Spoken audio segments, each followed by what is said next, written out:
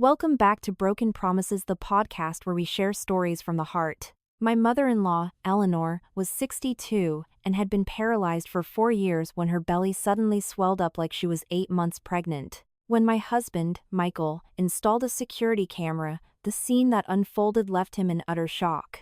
That afternoon, I had just gotten home from the grocery store, my hands full with bags of vegetables and a piece of fish for dinner.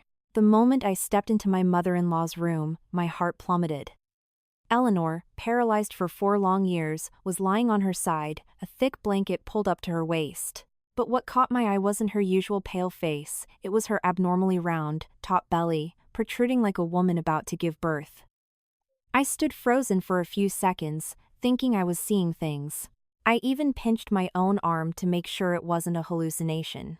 For 4 years, I had been the one to bathe her, change her diapers, and massage her limbs. I knew every inch of her body. This stomach was not normal. I dropped the grocery bags and ran outside, shouting, "Michael, get in here, quick!" My husband rushed in from the porch. Before he could even ask what was wrong, he stopped dead in his tracks, staring at his mother. He approached slowly, his voice stammering, "That's impossible. She's been paralyzed for 4 years. How can her stomach look like this?" I saw his hands tremble as he lifted the blanket for a closer look, his face draining of color. The room suddenly felt suffocating, filled only with the rhythmic whir of the ceiling fan and Eleanor's labored breathing. Just then, my father-in-law Arthur walked in from the yard. He glanced over, frowned, and said gruffly, "She's an old woman.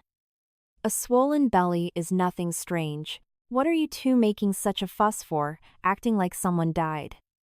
I turned to look at him, expecting to see a flicker of worry, a hint of the panic a husband of several decades should feel. But there was nothing. His face was a cold mask, almost annoyed by our commotion. That coldness sent a shiver down my spine, more chilling than the mysterious swelling itself. Michael immediately said, "I'm taking Mom to the hospital." "This isn't right." But Arthur waved a dismissive hand. His voice firm. "Hospitals are expensive. I've already had a specialist I know take a look," he declared. "He said it's just fluid retention, a few days of this medicine and it'll go down." The words fluid retention made my heart ache. If it was just fluid, why was she struggling to breathe? Why was her stomach hard as a rock? I knelt by the bed and noticed a bowl of warm oatmeal and an unlabeled bottle of supplements on the nightstand. A few grains of a lumpy white powder clung to the bottle cap. A cold dread crept up my spine. Eleanor let out a soft moan. Her lips were turning blue, and her thin, bony hand reached out, weakly tugging at my sleeve. I leaned in close and saw her bloodshot eyes pleading with me. She tried to open her mouth, but only garbled, indistinct sounds came out. Her gaze was desperate, as if trying to warn me not to trust someone. I squeezed her hand, a lump forming in my throat. I pulled out my phone to call for an ambulance, but Arthur's voice boomed, "You're the daughter-in-law here, don't you dare overstep. I make the decisions in this house. I said no hospital, and that's final." His words were like a knife. I stood motionless for a moment, trying to stay calm. Michael looked from his father to me, torn between his duty as a son and his fear for his mother. Whispers started coming from the front yard. The neighbors had heard our raised voices and were peering in. I could hear someone mutter, "My God, Eleanor's belly is as big as a pregnant woman's." My face burned with shame. I didn't care what they said about me, but I couldn't bear them turning my mother-in-law into a piece of gossip. A 62-year-old woman, paralyzed for 4 years, being talked about like this, it was cruel. I went back to the bed and pulled the blanket over her stomach, as if to shield her from their speculative words. Michael leaned down and touched his mother's forehead, his voice choked with emotion. "Mom, where does it hurt?" She only moaned softly, tears rolling down her temples. I could feel her breathing growing heavier with each passing minute. Arthur just stood there, arms crossed, his face a permanent scowl. "I told you, it's not serious. Stop making a big deal out of it." I stared at him for a long time. There was no concern in his eyes, only irritation at being disturbed. And in that moment, a vague but clear suspicion began to form in my mind. I bent down, holding my mother-in-law's hand, and whispered in Michael's ear, just loud enough for him to hear. Something is wrong here. This isn't a normal illness. Trust me, Michael, this is more complicated than it looks. We have to find out the truth ourselves. Michael looked at me, his eyes a mixture of confusion and determination. And from that moment on, I knew our family was about to be hit by a storm no one saw coming. I pulled Michael into the kitchen, where the noise from the fan and the running water could muffle our conversation. The tension in the house was a tightly wound cord, ready to snap. Michael leaned against the cabinets, his eyes red, and his voice still shaking. You really think Dad has something to do with this? I looked him straight in the eye, not answering immediately. Some accusations, once spoken, become a sin. But not speaking them would be a betrayal of his mother. I said slowly, I'm not accusing anyone, but I am sure of one thing, a woman's belly doesn't just swell up like that on its own. My mother-in-law had a stroke 4 years ago. She had been healthy, then watering plants in the morning, cooking soup in the afternoon. After a single dizzy spell, she collapsed, paralyzed on one side. The hospital confirmed it was a stroke, and she's been bedridden ever since. In the beginning, Arthur was attentive, running around, talking to doctors, worrying about the bills. But after a few months, I noticed a change. He became irritable and short-tempered, looking at his wife as if she were a burden. I once heard him mutter something that still haunts me, who can live like this for years? At the time, I thought he was just tired, that the stress was getting to him. But his tone only grew colder over time. I'm her daughter-in-law, not her biological child. Yet, for 4 years, I was her primary caregiver. I bathed her, cleaned her, changed her diapers, and massaged her arms and legs every night. I knew every change in her body, every new callus on her heel, whether her discomfort was from joint pain or indigestion. And because of that, I could not accept that her stomach had just bloated into a drum. She had been thin, her belly a little loose from age, but never taut and round like this. I had cared for sick people before, I knew what edema and fluid retention looked like. But if that's what it was, why hide it? Why not take her to the hospital at the first sign? Instead, Arthur reacted as if it were a trivial matter. Michael is a gentle soul. I married him because he loves his mother and me, he doesn't drink or gamble. But sometimes, his gentleness becomes a weakness. He was afraid of his father's anger. Whenever Arthur raised his voice, Michael would fall silent and back down. He'd often say, "He's old, what's the point in arguing?" But I knew some things get worse when you ignore them, especially when the person lying in that bed is his own mother. I took a deep breath and told Michael everything I had noticed, but kept to myself. Lately, Arthur had been bringing home unlabeled bottles of supplements, claiming a friend had given them to him to help with her pain. He wouldn't let me touch them or let Michael ask questions. The one time I tried, he glared at me. It's a gift. What do you know about it? Once, I saw him mixing a white powder into her oatmeal, calling it a nutritional supplement, and insisting on feeding her himself. When I offered to do it, he snapped, "I don't need your help." That seemed innocent enough, but coming from a husband who was constantly annoyed with his sick wife, it felt strangely sinister. I had also overheard that Arthur was going out at night, not to have coffee with the neighbors like he used to, but sneaking out. He'd leave quickly and come back late. One evening, while I was hanging laundry, I heard him on the phone in the backyard, his voice low but clear. "Be patient, it's almost done." I froze, my heart pounding. When I stepped out, he immediately hung up and turned to me. "What are you doing out here?" he asked bluntly. I pretended I was looking for clothespins. He stared at me for a long moment, as if trying to read my mind, before going back inside. Since that day, I'd felt like there was a dark corner in this house I hadn't yet reached. Once, the landline rang and then stopped. I happened to see the missed call, Mel. I racked my brain, but we had no relatives named Mel. I asked casually at dinner, "Dad, did someone call the house this afternoon?" "A Mel?" Arthur slammed his fork down. Without looking at me, he growled, "That's adult business. Stay out of it." The table fell silent. Michael started to say something but stopped. I didn't press further, but the name Mel felt like a thorn in my throat. The final straw came a few days ago. I was walking past Arthur's room and saw him holding a stack of papers, muttering, transferring the title, soon will make things easier. Before I could process what that meant, he snatched the papers and stuffed them into a drawer, glaring at me. What are you looking at? I forced a smile and said I was getting a towel, but my stomach was in knots. What title was he so desperate to transfer? And why was it happening right when my mother-in-law's health took a turn for the worse? I turned back to Michael, my voice a low, firm whisper. Think about it. If Dad were innocent, he'd be the first one rushing Mom to the hospital. But he's afraid of the hospital.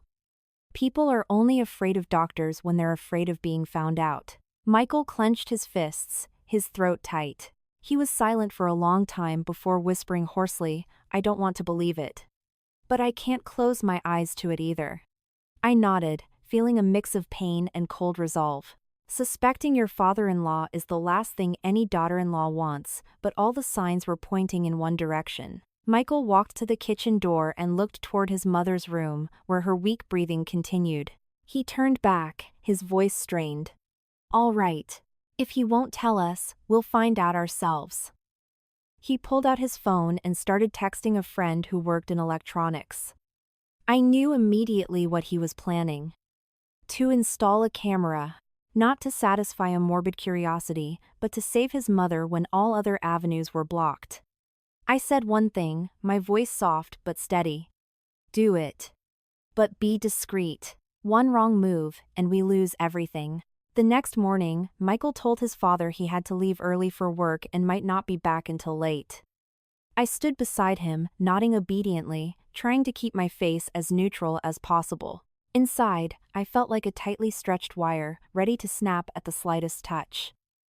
Arthur studied us for a moment, his eyes seeming to pierce through our skin, then grunted, Go wherever you need to go. Just don't cause any more drama in this house. I lowered my head and said, Yes, sir, but all I could think was that if he was guilty, he would be hypersensitive to any change in our routine. We had to act completely natural. Around noon, Michael's friend dropped off a tiny, magnetic mini camera that looked just like a phone charger. Michael had me stand watch in the kitchen while he slipped into his mother's room, under the pretext of checking on her. I heard his footsteps, light as a cat's, and the soft click of the door closing. A few minutes later, he came out, his hand hidden in his pocket, his eyes giving me a reassuring look. It's done. I didn't ask questions. I just nodded. The camera was placed in a blind spot, with a clear view of the small table by the bed where her oatmeal and water were usually placed. Most importantly, it captured a portion of the bed and the blanket over her stomach, enough for us to see any unusual activity. That evening, I cooked dinner as usual, served my father-in-law, and spoke a few comforting words to Eleanor. The hardest part was keeping my hands from shaking as I passed Arthur the soup, keeping my voice steady when I told him to eat. He ate quickly, put down his utensils, and went into Eleanor's room, closing the door behind him. I stood outside, telling myself to be calm. In moments like these, impatience could give the guilty an opening. Michael came home earlier than expected. He feigned exhaustion, ate a small dinner, and told me, let's clean up and get to bed early. I have another long day tomorrow. Arthur seemed pleased that his son was being so responsible and went to his own room. The house went dark early, appearing as peaceful as any other night. But for me, the anticipation was suffocating. Michael and I lay side by side, our eyes closed but our minds wide awake. We waited until the house was completely silent before Michael slowly pulled out his phone and opened the camera app. The faint blue light from the screen illuminated his face, making his normally gentle features look tense and hard. I sat up, pulling the covers around us to block the light, and he turned the volume down to its lowest setting. We stared at the screen like two people peering into a dark well. Every creak of the floorboards, every gust of wind, made me jump. I could hear my own heart pounding in my ears, my mind repeating a mantra, don't hope, don't reassure yourself. Just see the truth, no matter how ugly it is. Just before dawn, when I thought the night would pass without incident, the door to Eleanor's room creaked open. On the screen, the figure of Arthur appeared, moving silently. In his hands were a bowl of oatmeal and a small, white packet. He placed the bowl on the table and carefully opened the packet. I saw his slow, deliberate movements, the practiced ease of someone who had done this many times. He poured the powder into the oatmeal and stirred it meticulously until it was completely dissolved. Then he paused, looking around as if sensing someone behind him. That one detail sent a chill down my back. An innocent person doesn't stir oatmeal as if they're stirring a crime. Arthur pulled a chair close to the bed. My mother-in-law lay there, her eyes barely open. She saw him and her lips trembled, as if trying to turn away. He leaned close to her ear, his voice low but captured clearly by the microphone, each word dropping onto the floor like a stone. "Just drink it. The longer you hang on, the harder you make it for me." My hands went numb, my throat constricted. There was something in that sentence that wasn't just a moment of frustration. It was a confession, something vile spoken with such casualness, as if he'd thought it 1,000 times. Eleanor tried to turn her head away, tears streaming down her pillow. Arthur held the bowl, his voice now a low growl. "I said, drink." She shook her head, her lips quivering. He put the bowl down, grabbed her chin, and forced her face toward him. Then he shoved spoonful after spoonful into her mouth. She choked and coughed, oatmeal dribbling down her chin. I wanted to rush in, but my feet felt glued to the floor. Beside me, Michael shot up, his eyes bloodshot, his hands clenched into fists. He was about to burst out of the room, but I grabbed his wrist and held him down, whispering through gritted teeth, "Don't. If you go in now, he'll get rid of everything. Mom is in danger. We have to catch him red-handed." Michael was breathing heavily, his lips pressed so tight they were white. But he listened. He wasn't a coward, he was a man swallowing his rage to save his mother. On the screen, after forcing Eleanor to eat, Arthur carefully wiped her mouth with a cloth, as if erasing evidence. Then he stood up and reached for the blanket. What he did next made my skin crawl. He lifted the blanket, looked directly at her swollen stomach, and pressed it gently, as if checking its firmness. Then he nodded. It wasn't a nod of concern, but a nod of satisfaction, like a man checking on a project that was right on schedule. The sight of it made me feel cold all over. This wasn't just an illness anymore, it was a plan. Arthur pulled the blanket back up, smoothed it out, and then glanced instinctively toward the camera's location. Thankfully, the angle was good, and he didn't see it. He turned off the lamp, walked out, and closed the door softly. The screen showed only Eleanor, lying still, her eyes half open, tears still flowing. I bit my lip to keep from crying out. Michael dropped the phone on the bed as if all his strength had been drained. He looked at me, his face pale, his voice a hoarse whisper. "My God. Dad is killing her." I swallowed hard, forcing myself to stay rational, to pull him out of his shock. "We need physical evidence and a doctor. The video isn't enough. We need a sample of that powder and a medical diagnosis. Otherwise, he'll deny it and just keep trying." Michael nodded slowly. In his eyes, I saw the most profound pain, the pain of being betrayed by your own blood. And I knew, from that moment on, there was no turning back. The first hint of daylight appeared, but I hadn't slept a wink. The images from the night replayed in my mind like a movie, each frame a thorn in my brain. I could see Arthur's hand gripping my mother-in-law's chin, hear his cold words, "The longer you hang on, the harder you make it for me." Michael sat on the edge of the bed, his elbows on his knees, his head in his hands. I knew a storm was raging inside him, and its name was Father. I didn't say much, just placed a hand on his shoulder and whispered, "We have to act fast, but we have to be smart. Mom is in danger. He'll try again." Michael looked up at me, his eyes red. He nodded like someone who had just swallowed something bitter. We agreed on one thing: we needed physical evidence.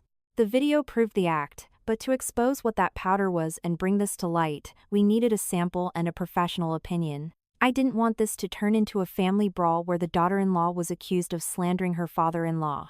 I needed something Arthur couldn't deny. I waited for the right moment, when Arthur went outside to take a phone call. He had a habit of standing in a corner of the porch, speaking in a low voice, his eyes darting around as if he were afraid of being overheard. Today was no different. As his voice faded, I signaled to Michael to stay in Eleanor's room, pretending to massage her while I crept toward Arthur's room. My heart was pounding so hard I was afraid he would hear it. The door to his room was slightly ajar. I took a deep breath, pushed it open a little more, and listened. Silence. I slipped inside. Arthur's room wasn't messy, but there was a small, loosely locked wooden cabinet in the corner, the same one where I'd seen him hide papers before. I opened it. A strong, medicinal smell wafted out, not like herbs or liniment.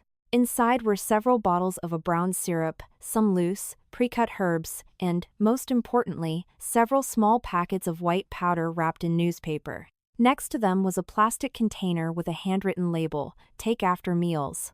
The handwriting was a man's, strong and rushed. It was him. It was what he'd put in her oatmeal.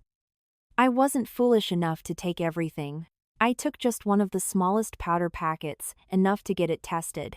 Then, I quickly took pictures of everything in the cabinet, the syrup bottles, the labeled container, the remaining packets, and their exact placement.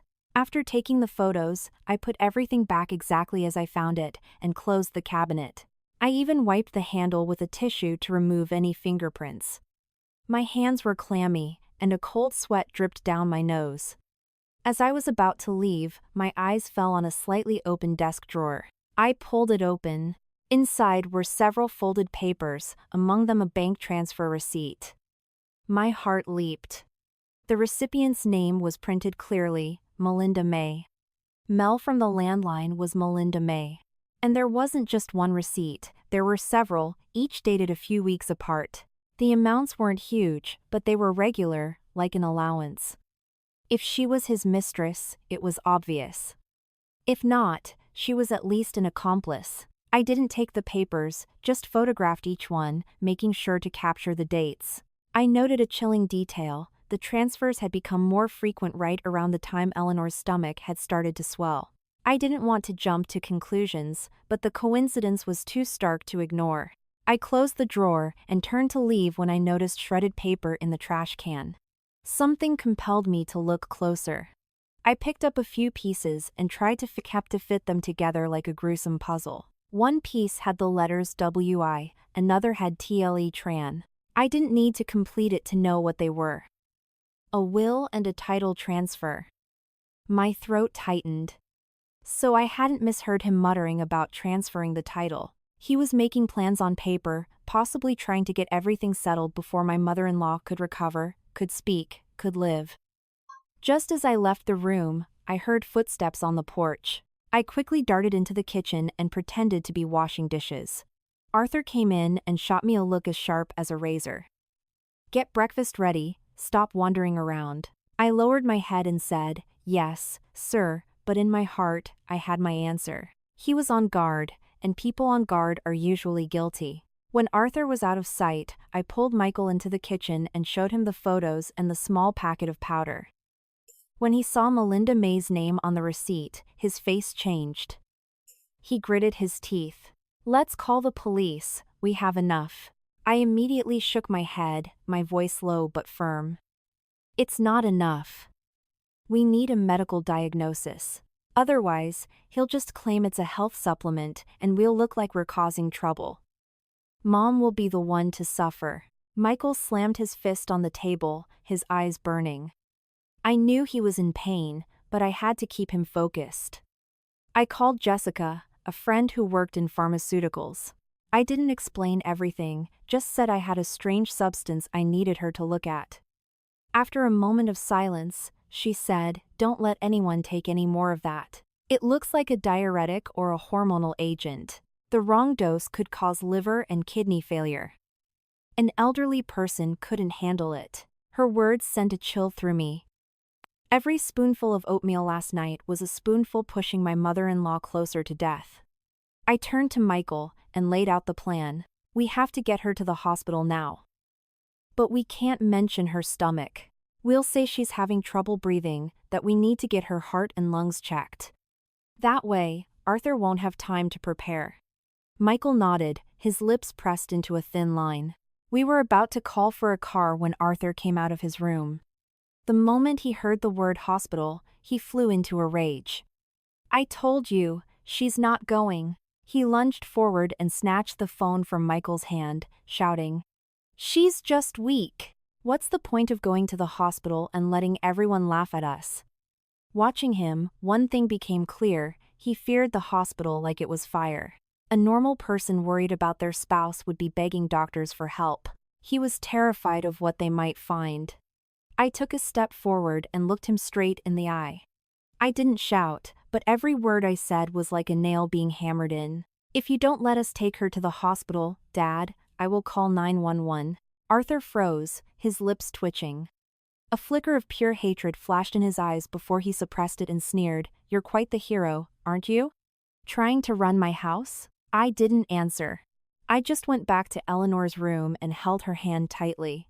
My only thought was that, no matter how much he hated me, I had to get her out of this house before it was too late. I didn't wait for Arthur to change his mind.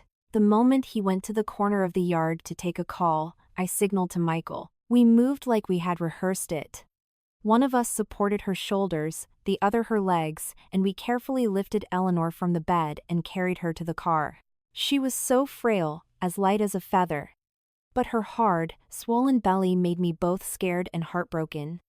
I tried to soothe her, whispering, "Mom, we're just going for a little checkup. Try to breathe evenly." She just looked at me, her eyes glazed over, but there was a spark of something, a will to hold on. I didn't know how much she understood, but I knew she was fighting to live. As we left, I could still hear Arthur on the phone behind us. "I told you not to make a scene." "Yeah, just let me handle it." The words chilled me, but I didn't look back. Michael drove, his face tense. He didn't say a word, just glanced in the rearview mirror every so often to check if his mother was still breathing. I sat beside her, holding her thin hand, feeling that if I let go, she would drift away. A single phrase echoed in my mind: "We have to make it in time." At the hospital, one look was all it took for the doctors to rush Eleanor into the emergency room. They put her on a gurney, hooked her up to monitors. The steady beeping of the machines and the smell of antiseptic filled the air, making my head spin. I saw Michael leaning against a wall in the corner, his hands clenched, his eyes red. I knew he was terrified of losing his mother, right then and there, terrified we were too late. I was scared too, but I couldn't fall apart. Not now. The doctors ordered an ultrasound of her abdomen, blood work, and tests for her liver and kidney function. The wait for the results felt like a lifetime. I sat in the hallway, watching the clinic doors swing open and shut, my insides burning with anxiety. A short while later, a doctor called us in. His words were brief, but enough to make my heart stop. My mother-in-law had severe ascites, a massive fluid buildup in her abdomen along with acute liver and kidney failure. He looked at us and asked directly, "Has she been taking any unprescribed medication?" Giving an elderly person unregulated drugs can be very dangerous. Michael was about to answer, but I cut him off with a nod. "Yes, she's been taking some supplements a friend gave her." I didn't say who gave them. It wasn't the time. I just wanted the doctors to focus on saving her. The doctor was clear: if she continued taking unknown substances, she could fall into a coma at any moment. The word coma made my legs feel weak. But before I could process it, the doctor looked at me, his voice slower, more deliberate. "I have another question. Has anyone been giving her injections or IV drips at home?" I was stunned. "No, why do you ask?" He held up a chart and pointed to a note about my mother-in-law's arm. "She has a fresh needle mark on her arm.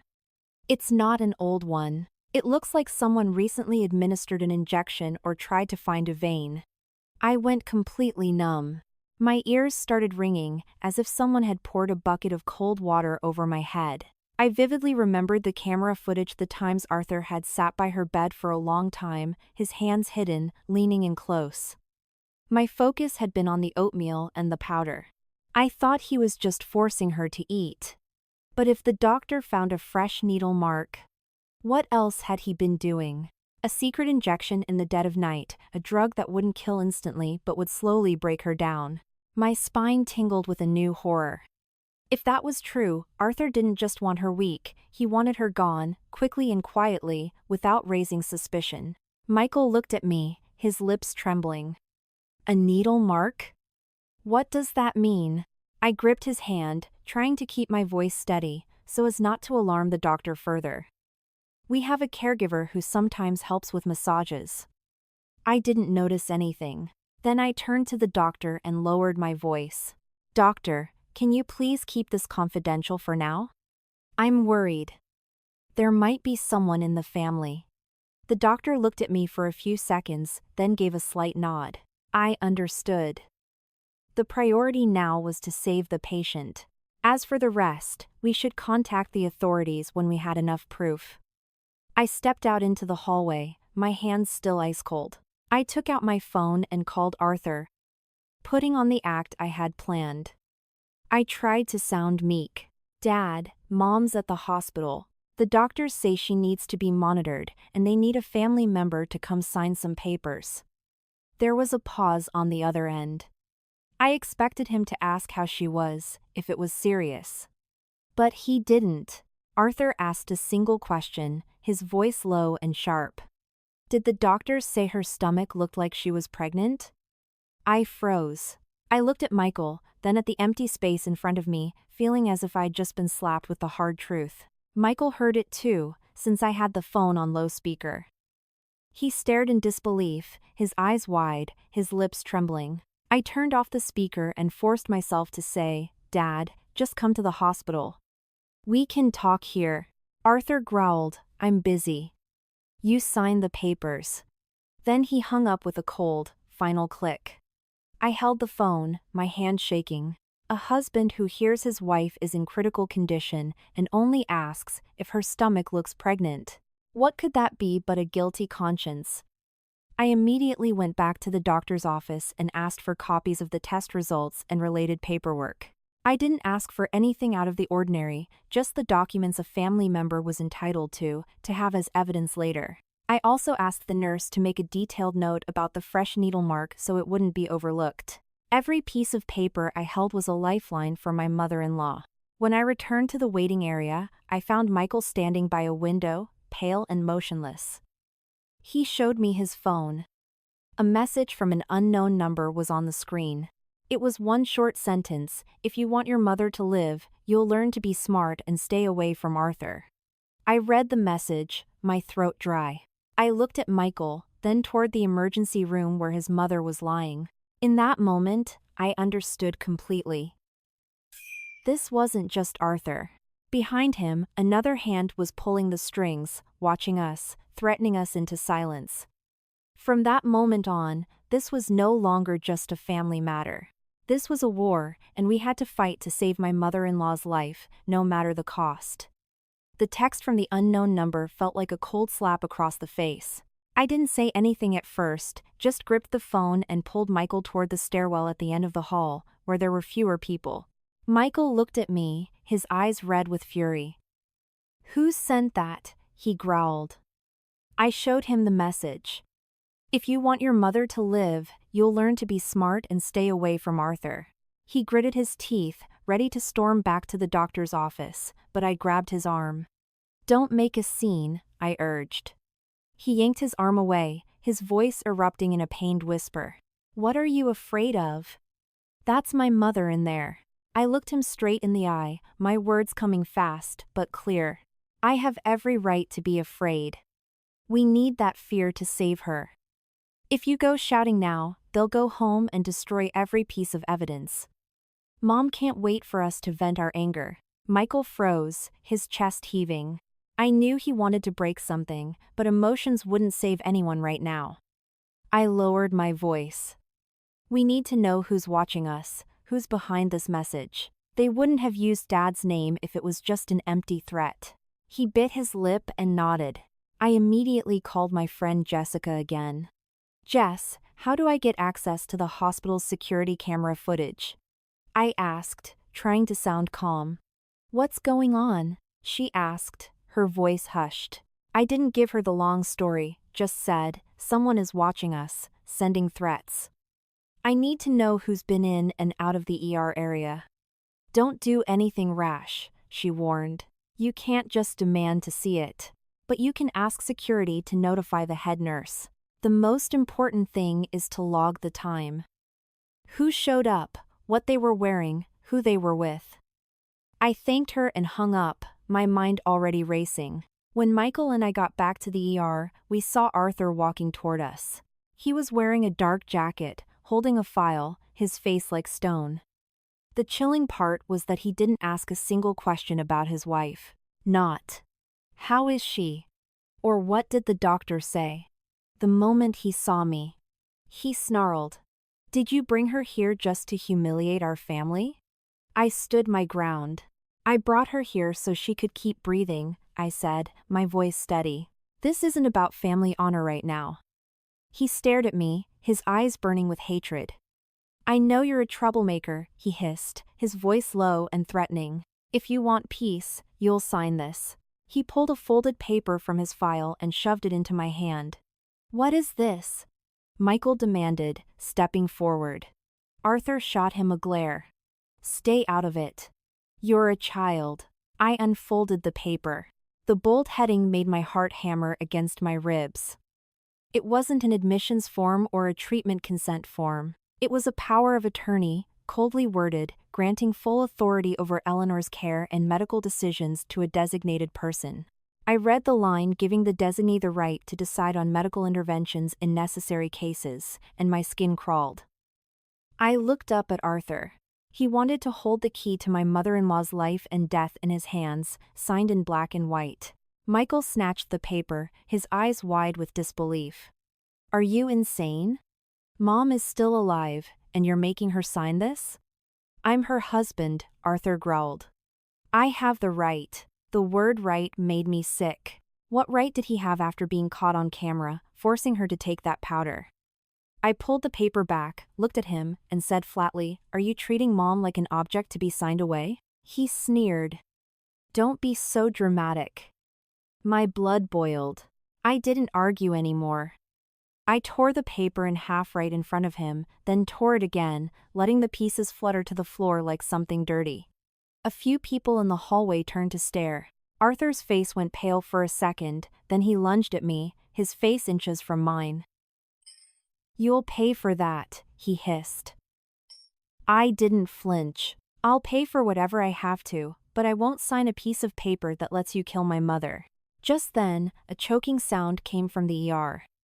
A nurse called out, one family member inside. I rushed in first, Michael right behind me. Eleanor lay on the bed, her face waxy pale, her lips blue. Her hand trembled as it clutched my shirt, so weak it felt like a leaf. I leaned in, as she struggled to force out a few broken sounds. Then, her eyes widened, her hand went limp, and she went still. "Mom! Mom!" I cried out in panic. The nurse pushed me away as a doctor rushed in. I stood there, my heart feeling like it was being crushed. In that chaotic moment, I heard her whisper one word, "Mel." I didn't have to think. Mel was Melinda May, the name on the bank transfers, the mysterious caller, the person behind the threatening text. I turned and saw Arthur still standing at the doorway. He wasn't panicked or anxious, he was watching like a spectator at a play reaching its climax. I walked toward him, my voice hoarse with anger and fear. "You just said I'd pay for it. Are you trying to speed things along, Dad?" His eyes widened for a split second, then he sneered, "If you knew what was good for you, she might still have a chance." His words hit me like ice. It wasn't a threat anymore, it was a negotiation, with a human life as the bargaining chip. Michael rushed out of the room, his eyes blazing. "Dad, what are you doing?" Arthur turned to him, instantly switching back to the role of the stern father. "What am I doing?" "I'm here to take care of your mother, while your wife makes a scene." The speed of his transformation was terrifying. I knew that from this point on, we weren't just fighting to save Eleanor, we were fighting an enemy who was both ruthless and a master actor. And that fight had only just begun. Michael looked like he was about to explode. After his father's words, she might still have a chance. He lunged, ready to grab Arthur's collar right there in the hallway. I had to use all my strength to pull him back, hissing, If you hit him, you're walking right into his trap. We need to catch him in the act. Calm down. Michael was panting, his eyes wild. I understood his rage, but one punch would turn this into a story of a son attacking his father, instigated by his wife.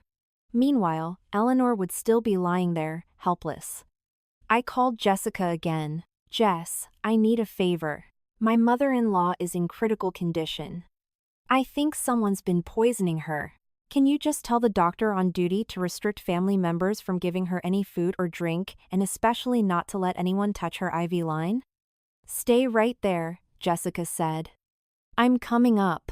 When she arrived, she pulled the head nurse aside and spoke to her quietly. I stood nearby, pointed to my mother-in-law's arm, and said just loud enough for them to hear, the doctor said there's a fresh needle mark. We suspect someone in the family. Please, I'm asking the hospital to help protect her. The head nurse's expression hardened. She nodded. Understood. For now, only one designated family member at a time. All interventions will be handled by medical staff only. I let out a breath, but couldn't relax. Arthur, standing a short distance away, had overheard the words suspect, needle mark, and poison. His face darkened. He strode over, his voice a venomous whisper. A daughter-in-law accusing her father-in-law. Do you want me to die of shame? A few other families in the hall turned to look.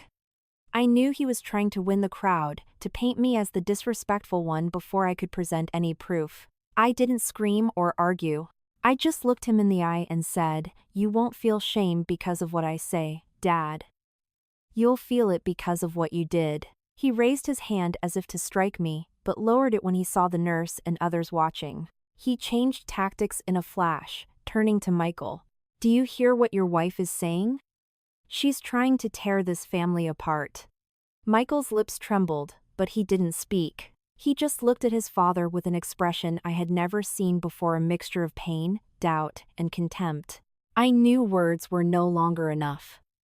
If we didn't get concrete proof tonight, Arthur would continue his act, denying everything and finding another chance to strike when we let our guard down. I leaned in and whispered to Michael. He'll be back tonight. A man like that doesn't give up. We have to let him expose himself. What's the plan? Michael asked, stunned. I'll be the bait, I said. You watch the hallway. I'll watch from inside the room, my way. Night fell, and the hospital grew quieter, but it was an eerie silence. I told the nurse I was going down to the cafeteria for some soup. I left, but I didn't go far. I hid behind a glass partition at the end of the hall, where I had a diagonal view of Eleanor's door. I pulled my mask up, my hood over my head, and held my phone with the video recorder ready. Michael sat in the opposite corner, pretending to look at his phone, but his eyes never left the door. Around the time of the shift change, the hallway emptied out, just as I'd predicted. Medical staff were busy with handovers, and visitors were scarce. And right on cue, Arthur appeared. He walked quickly, his eyes darting from side to side. He wasn't carrying a fruit basket or a blanket like a normal visitor. He was carrying a small bottle and had a syringe hidden inside his jacket. I saw him pull his jacket tighter, as if to conceal it. My heart pounded, but my hands were steady. I hit record. Arthur entered the room, leaving the door slightly ajar. He approached the bed, looked down at Eleanor's weak form, and leaned over her IV line. I heard him mutter, his voice low but clear enough for my phone's microphone to pick up. Just one more shot, and it'll be over. The words hit me like a sledgehammer. Over. Not to end her pain, not to follow a doctor's orders, but to be over. I didn't wait. I burst through the door. Arthur spun around, startled. His hand, holding the syringe near the IV port, was knocked aside. The small bottle he was holding fell and shattered on the floor, its contents splashing everywhere. He turned on me, his eyes blazing. You bitch! You dare! He slapped me hard across the face. My ear rang, and I tasted blood, but I didn't drop my phone. I stumbled back, keeping the camera framed on his face and the syringe in his hand. Michael heard the crash and rushed in. He saw my red cheek and the broken glass on the floor.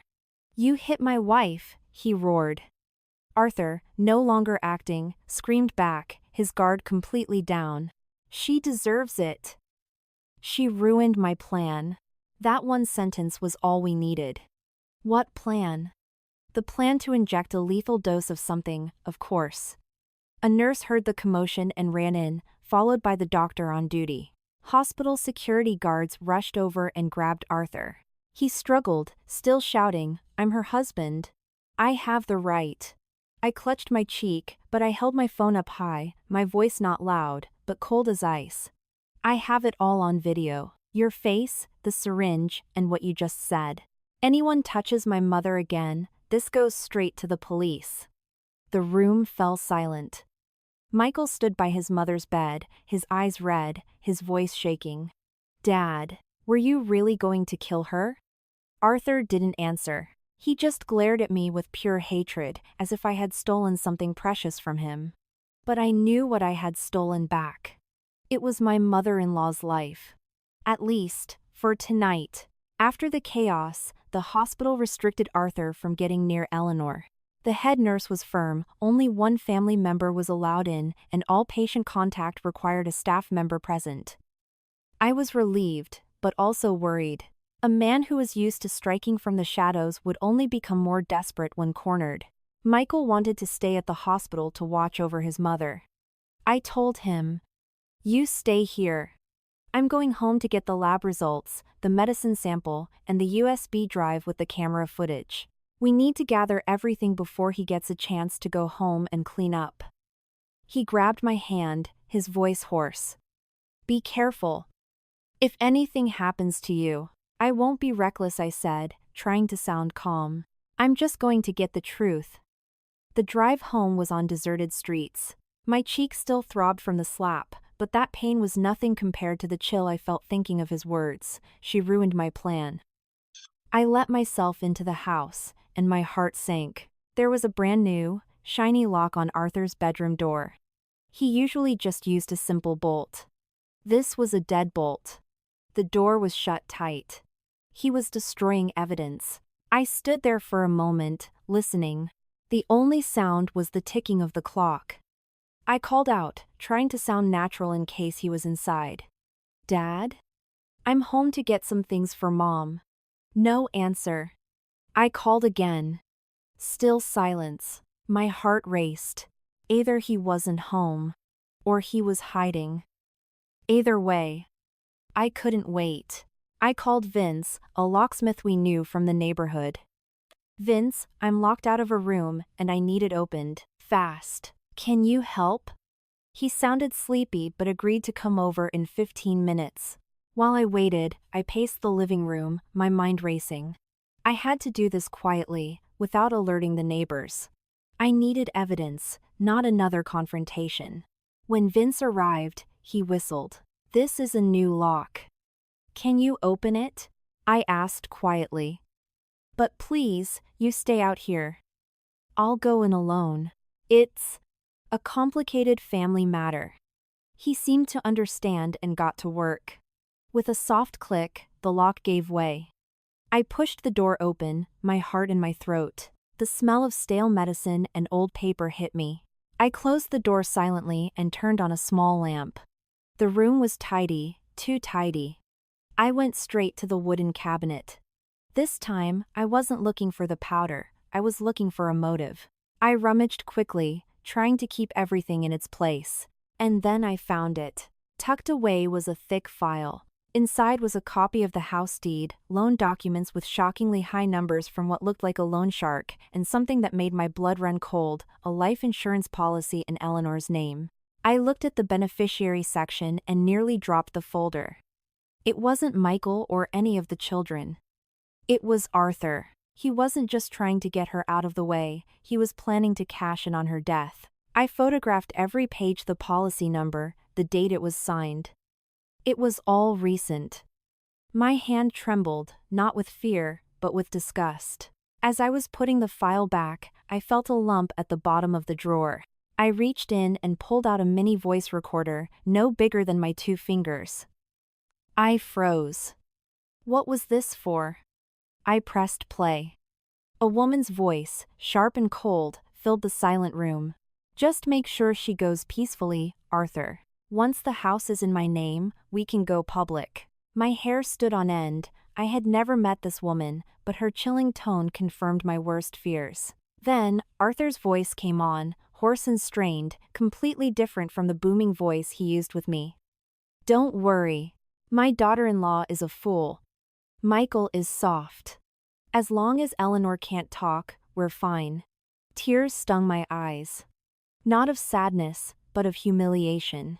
For 4 years, I had served this family, cared for his wife, and in his eyes, I was a fool. My husband, who loved his mother dearly, was just soft. I bit my lip and forced the tears back. This was no time to be weak. I quickly connected the recorder to my phone, copied the audio file, took a screenshot of the recording time, and placed the device back exactly where I found it. I didn't take the original. If he noticed it was missing, he'd know someone had been in here. I was about to leave when I heard a key in the new lock. He was back. I flicked off the lamp and dove into the corner by the wardrobe, pulling the door shut just enough to peer through the crack. The bedroom door opened, and a sliver of light cut across the floor. I heard Arthur's heavy footsteps, and another, softer set of footsteps, a woman in heels trying to be quiet. Arthur turned on the light. He entered, and behind him was a woman in a long coat and a hat, her face covered by a mask. Hurry up, he whispered anxiously. That daughter-in-law of mine is starting to get suspicious. The woman laughed softly. That's why I'm here. What are you so nervous about? She pulled down her mask. I went numb. It was Melinda May. She looked around the room like she owned it, then turned to Arthur, her voice chillingly casual. I'll go to the hospital tonight and finish it. I held my breath in the wardrobe, my hand clutching my phone. Melinda's face was sharply defined under the ceiling light, her eyes like daggers. I'll go to the hospital tonight and finish it, she repeated. Arthur glanced nervously at the door. Keep your voice down. My daughter-in-law is starting to figure things out. Melinda scoffed. Then scare her. A woman's greatest fear is having her name dragged through the mud. A few doctored photos, a fake video, and she'll shut up. The casual way she spoke of blackmail proved she was no stranger to it. Don't give me any stupid ideas, Arthur snapped. If she goes public, I'm done for. Melinda tossed a thick stack of papers onto the desk. Did you forget you signed these? You owe a loan shark a lot of money for your gambling habit. Without this house, they'll tear you apart. The only reason you're still standing is because of me, and because Eleanor isn't dead yet. Arthur snatched the papers, his face pale. I'm doing this for you. You're doing this for you, she shot back. You're the one with the gambling problem. Now you're dragging everyone down with you. The man I saw then wasn't the commanding patriarch. He was a cornered animal, completely under her control. Melinda sat down, crossing her legs. Don't get soft. If she lives, I lose everything. She's my wife, Arthur choked out. Melinda laughed. A wife whose life insurance policy names you as the sole beneficiary? You still call her your wife? She knew about the insurance. This was a carefully orchestrated plan. That daughter-in-law of mine. She got me on video at the hospital, Arthur admitted, pacing. I slapped her. Melinda rolled her eyes. You idiot. You let her record you? Who's going to save you now? I was angry. Swallow your anger, she said, her voice dropping to a terrifying whisper. Big plans are ruined by small emotions. Now listen to me, it has to be tonight. As long as she dies from complications, multiple organ failure, no one can question it. The house is yours, you pay your debt, and I'm safe. My throat was dry. Melinda then delivered the final blow. Do you remember Larry? Arthur froze. Why are you bringing him up? Because I know what you did all those years ago, she said calmly. You two argued over money, you pushed him into that pond, and then you pretended to be the grieving friend. I wouldn't bring it up if I didn't have proof.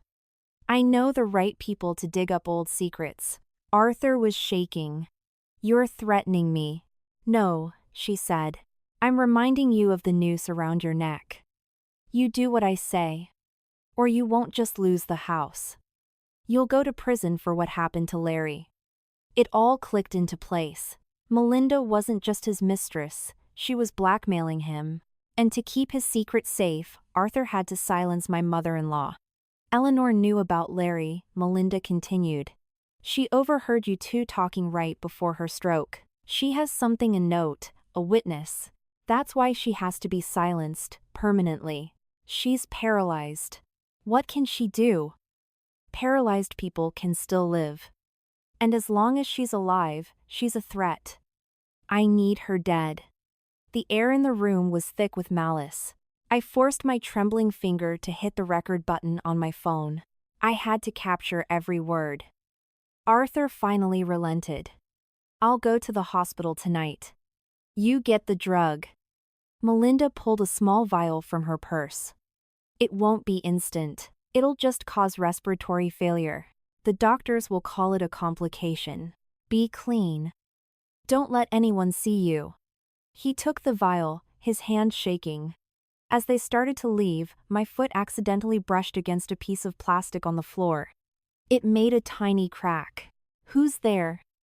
Arthur's voice was sharp. I froze, my body rigid. He stalked toward the wardrobe. The door flew open. I bolted out, shoving him aside, but he was too strong. He grabbed my hair, yanking me back. You were listening. Let go of me. I screamed, clutching my phone. Give me the phone, he snarled. Melinda's voice was a poisonous whisper in my ear. Smart girls die young, you know. I had to act fast. My thumb swiped to the share icon I had already prepared. I hit send, sending the audio files and all the photos to Michael and Jessica. My phone buzzed faintly. Sent. Arthur ripped the phone from my grasp. Seeing the screen, he roared and smashed it on the tile floor. Another slap sent my head reeling. Melinda Liandin. Tomorrow. I'll take care of Eleanor. And you? I'll make sure everyone thinks you're having an affair. Michael will throw you out himself. I looked her in the eye and managed a cold smile. You think you're a movie director? Even directors get exposed. I dodged Arthur's next grab and sprinted out of the room. Help! I screamed, running toward our neighbor's house. Mrs. Gable, help me. I banged on her door, crying. My father-in-law is trying to kill my mother-in-law. He has drugs, a syringe. Help me. The door opened. Mrs. Gable, a tough, no-nonsense woman, pulled me inside just as Arthur reached the porch. What in God's name is going on in this house? She demanded. Other neighbors started coming out of their homes. Cornered, Arthur couldn't do anything. He just stood there, his face purple with rage, while Melinda watched from our doorway like a viper. I borrowed Mrs. Gable's phone and called Michael. I sent everything. My phone is broken. Your dad and Melinda are on their way to the hospital to finish it. There was a pause, then Michael's strained voice. I got it. I got it all. I heard him choke back a sob. Stay at the hospital, I told him. Lock the door to Mom's room. At the hospital, Michael's phone was buzzing with the files I'd sent. I can only imagine the look on his face as he listened to the recording. He told the doctor one sentence, a sentence that would save his mother's life. Lock my mother's door. Someone is on their way to harm her tonight. I sat in Mrs. Gable's living room, my head ringing, my cheek on fire, but my mind was clearer than ever. One step slower, and my mother-in-law would be gone. I have to get to the hospital, I told her, my voice trembling. She handed me a coat. I pulled the hood up and ran out into the night. On the way, I called Michael again. I'm coming, I said. Did you get the files? His voice was like steel. I did. The door is locked. No one gets in without me. I could hear the change in him. The gentle man was gone. Don't worry, he said. Today, anyone who tries to touch my mother will have to go through me. When I arrived, Michael was standing guard outside Eleanor's room. He saw the red mark on my cheek, his jaw tightened, but he just squeezed my hand. A moment later, a slender woman in a hat and mask appeared, walking quickly, trying to slip past unnoticed. It was Melinda. "That's her," I whispered. She approached the door.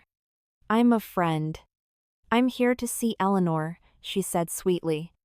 I stepped in front of her. "What are you doing here?" She looked surprised, then smirked. "Visiting a friend." "Who are you to ask?" "I'm her daughter-in-law," I said. "And I know who you are." Before she could respond, Michael lunged forward and snatched her oversized purse. "Hey! Give that back!" she shrieked. He dumped its contents onto the floor. Several small vials, a pack of syringes, and an unlabeled bottle clattered across the tiles. The hallway gasped. Melinda's face went white. She scrambled to pick them up. "This is my personal medication." Just then, the elevator doors opened and Arthur stepped out. Seeing the scene, he immediately tried to take control, shouting, "What is this circus?" But Michael didn't back down. "Am I the one making a scene, Dad? Or are you? Is that how you talk to your father?" "Today, it's not about us," I said, stepping forward. "It's about you being exposed. What nonsense are you spewing now?" He roared. I took Michael's phone, found the audio file, and pressed play. The cold, clear voices of Melinda and Arthur filled the sterile hospital corridor. "Just make sure she goes peacefully. As long as Eleanor can't talk, we're fine." The sound hung in the air, undeniable. Melinda lunged for the phone, but a security guard intercepted her. Arthur bellowed, "Turn it off." He raised his hand to strike me again, but this time, Michael caught his wrist. For a moment, father and son were locked in a struggle. "Don't you touch my wife again," Michael said, his voice cracking. "You're choosing a stranger over your own father?"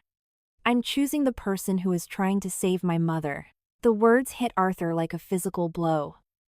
The head nurse and doctors arrived. Security detained Melinda. "You have no right to hold me," she screamed. "You brought unprescribed drugs and syringes into an ICU," the nurse replied coldly. "We have every right to call the police." At the word police, Melinda's bravado crumbled. Arthur stood frozen, his authority gone, his eyes darting around for an escape that wasn't there. For the first time, he looked small. The police arrived minutes later.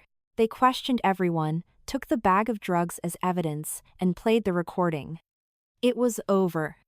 That night, standing with Michael in the silent hallway, I knew we had stopped a murder. But I also knew that our family, as we knew it, was gone forever. After the police intervened, Arthur and Melinda were taken into custody for questioning. Michael and I stood before the ICU window, watching Eleanor lie motionless, surrounded by machines. Only then did the adrenaline fade, leaving me exhausted and weak. Michael placed a hand on the glass, his voice a hoarse whisper. "Mom, I'm here." The next morning, the police called us in again. They didn't just want to talk about the recording or the life insurance policy. "We need your cooperation," an officer said, "to reopen the file on Eleanor's stroke 4 years ago." I froze. The day she collapsed had always been a tragic accident in my mind. The officer explained there were inconsistencies in her old medical records. They had called in the doctor who treated her back then. The elderly doctor reviewed the file and said, "Her case always struck me as unusual. In the months leading up to the stroke, her charts show prolonged fatigue, weight loss, and poor liver and kidney function. If she was consistently given the wrong medication during that time, it could have easily triggered a catastrophic event like a stroke." The words hit me. The unlabeled supplements, the white powder, what if this hadn't started a few months ago?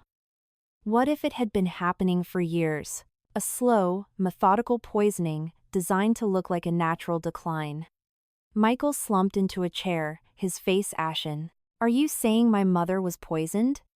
"I'm saying," the doctor replied carefully, "that if someone deliberately administered harmful substances over a long period, her body would eventually just shut down." Later that day, we learned Melinda had started talking, trying to reduce her sentence. She confirmed our worst fears. Eleanor knew Arthur pushed his cousin Larry into the pond years ago, she confessed. He had to shut her up. At first, it was just threats. Then he started with the medicine. The name Larry triggered a memory of the recording. It was real. A man was dead, and my mother-in-law knew. For 4 years, she had been trapped in her own body, a prisoner in her own home, living in terror of the man sleeping in the next room. When Michael heard the confession, he slammed his fist into the wall, his knuckles splitting open. He was hurting her for 4 years, he whispered, his voice broken. He was killing her all along. The police finally let us hear a clip from Arthur's interrogation. Cornered by the evidence, he broke down. "I just wanted her to be quiet," he screamed. "She wouldn't let the secret go. I just wanted her to be quiet." The officer delivered the final, grim news. "We're expanding the investigation to include the death of Larry Miller. If we find evidence of foul play, additional charges will be filed." The story was no longer just about greed or an affair. It was a chain of secrets and sins, with my mother-in-law buried at the center of it all. That night, looking at her through the glass, I made a silent promise. "I don't know how much you suffered, Mom. But I promise, the truth will not be buried with you." A few days later, the police allowed a brief, supervised meeting. Arthur was brought into a small room. He looked gaunt and broken. The moment he saw us, he fell to his knees. "Michael, my son," he sobbed. For a split second, I wondered if he felt remorse. But then he said it, "Son, please, drop the charges. I'm your father." Michael laughed, a hollow, painful sound. "You're still only thinking of yourself." "I made a mistake," Arthur pleaded. "Let me go, and I'll go home and take care of your mother. I swear." The word care was so grotesque, it made me sick. Michael looked at his father, his eyes red but his voice steady. "You are my father.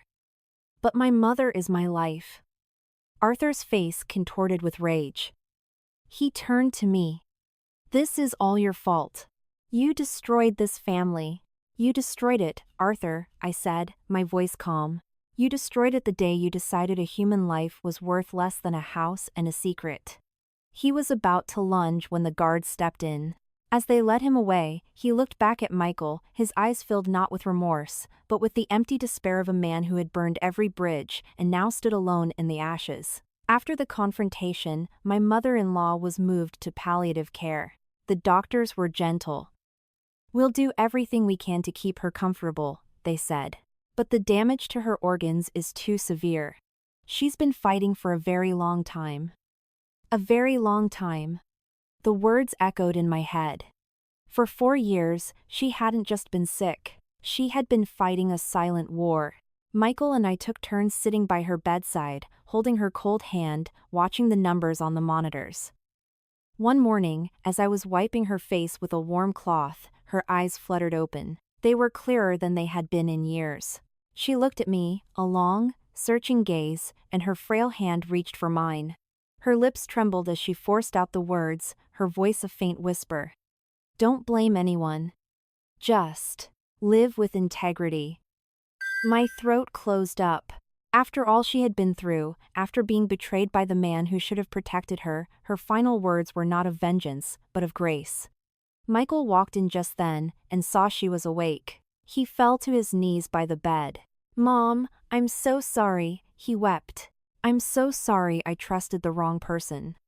She managed a slight shake of her head, then her eyes found his, holding his gaze in a final, loving farewell. Just then, the heart monitor let out a long, high-pitched tone. The steady rhythm became a flat line. The doctors rushed in, but it was too late.